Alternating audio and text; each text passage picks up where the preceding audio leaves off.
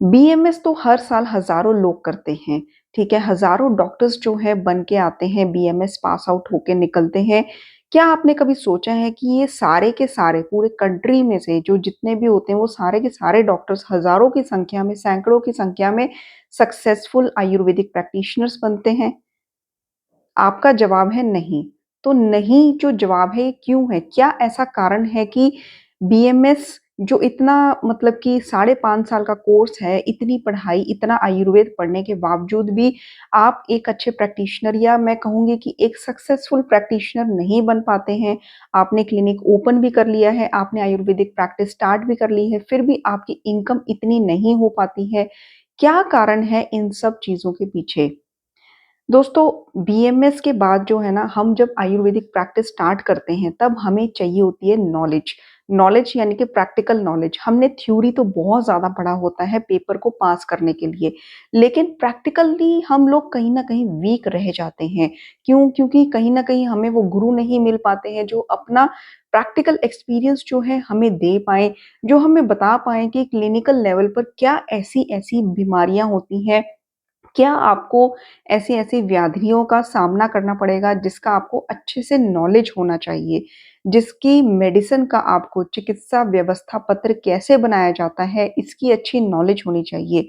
इस चीज़ का हमें ज्ञान नहीं होता है, इसीलिए हमारे अंदर कॉन्फिडेंस भी कम होता है और कहीं न कहीं हम लोग प्रैक्टिस स्टार्ट करते ही नहीं हैं, जॉब जॉइन कर लेते हैं किसी हॉस्पिटल में या फिर अगर प्रैक्टिस स्टार्ट करने का चैलेंज भी लेते हैं बट उसमें इतनी जल्दी हम सफल नहीं हो पाते हैं, जितनी जल्दी हमें सफल होना चाहिए, जितनी हमारे बुक्स को पढ़ के हमें नॉलेज दी गई होती है, जितनी हम अ, आयुर्वेद की हमने स्टडी करी होती है, ठीक है? उस हिसाब से इतना आउटकम नहीं आ पाता है।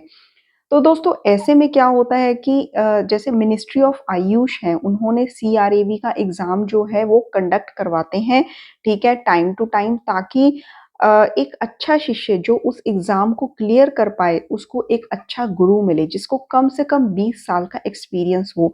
वो गुरु जो है अपने सारे उम्र का एक्सपीरियंस जो है उस पर्टिकुलर फ़ील्ड का, जिसमें वो शिष्य आगे प्रैक्टिस करना चाहता है, उसको वो एक्सपीरियंस देता है 1 साल तक, ठीक है?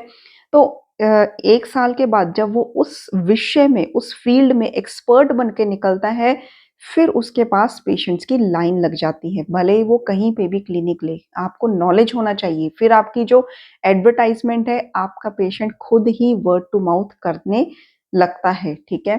तो आपका पेशेंट खुद ही एक आपके लिए सोर्स ऑफ एडवर्टाइज़मेंट बन जाता है।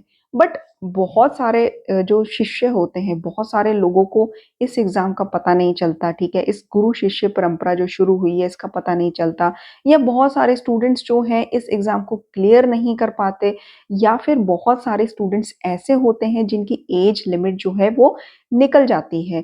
क्योंकि आफ्टर बीएमएस आपकी एज लिमिट इस एग्ज़ाम के लिए होती है 30 इयर्स और आफ्टर एमडी 32 इयर्स, ठीक है? तो एज लिमिट निकल गई बट प्रैक्टिस तो करनी है ना, एक सक्सेसफुल आयुर्वेदिक प्रैक्टिशनर तो बनना है ना, तो क्या किया जाए? इस वीडियो को अंत तक देखिए। तो दोस्तों ऐसे में हमने ठीक है, मैं doctor Komal Bahl and I am Ayurvedic practitioner since 10 years and मैंने एक वर्कशॉप जो है बनाया है जिसका 4th बैच जो है मैं स्टार्ट करने जा रही हूँ।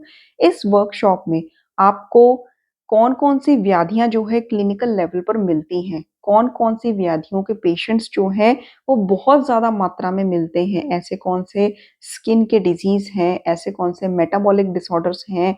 तो ऐसी 11 व्याधियाँ होती हैं, जिसके पेशेंट्स आपको वर्ल्ड वाइड बहुत ज़्यादा मिलते हैं और ऐसी व्याधियों का आपको नॉलेज अगर सपोज़ आपने पढ़ भी लिया, तो उसका ट्रीटमेंट क्या होना चाहिए? क्योंकि मैंने 10 साल आयुर्वेदिक प्रैक्टिस की है, तो अपने जो मेरा एक्सपीरियंस है, अपना तजुर्बा है, मैंने उस तजुर्बे को इस वर्कशॉप में डाल दिया है, ठीक है? और इसकी 11 जो है आपको क्लासेस मिलने वाली हैं। इसमें जिस जिस डिज़ीज़ को मैंने मेंशन किया है, ठीक है? जिस-जिस डिज़ीज़ में मुझे 100% रिज़ल्ट मिले हैं, मतलब कि फॉर एग्ज़ाम्पल एक डिज़ीज़ है वेरिकोसील, ठीक है? इसमें मैंने अपनी जो है फ़ॉर्मुलेशंस पेशेंट को दी, पेशेंट ठीक हुआ और फिर नेक्स्ट टाइम एक पेशेंट जो ठीक हुआ है, उसका दोस्त जो कि सर्जिकल टेबल पे मतलब सर्जरी करवाने लगा था, ठीक है? वो उसको इतने कॉन्फिडेंस से मतलब वहाँ से मेरे पास लेकर आया कि उस डॉक्टर ने मेरा ये ट्रीटमेंट किया है एंड वो डॉक्टर से मैं ठीक हुआ हूँ, आप भी उसी डॉक्टर से ट्रीटमेंट करवाइए बजाए कि सर्जरी करवाई जाए। तो उन्होंने सर्जरी नहीं करवाई, तो दूसरा सेम पेशेंट वेरिकोसील का मेरे पास आया, बिल्कुल ठीक होके गया और अन्य सैकड़ों पेशेंट जो हैं इस डिज़ीज़ के मैंने ठीक किए और वही फ़ॉर्मुलेशन मैंने अपनी वर्कशॉप में डाली, ठीक है? इस तरह से 11 ऐसी व्याधियाँ हैं, ठीक है, जिसको मैंने 10 साल में सैकड़ों पेशेंट्स में ठीक किया है। तो ऐसी सक्सेसफुल फ़ॉर्मुलेशंस जो हैं आपको इस वर्कशॉप में मिलने वाली हैं, ठीक है?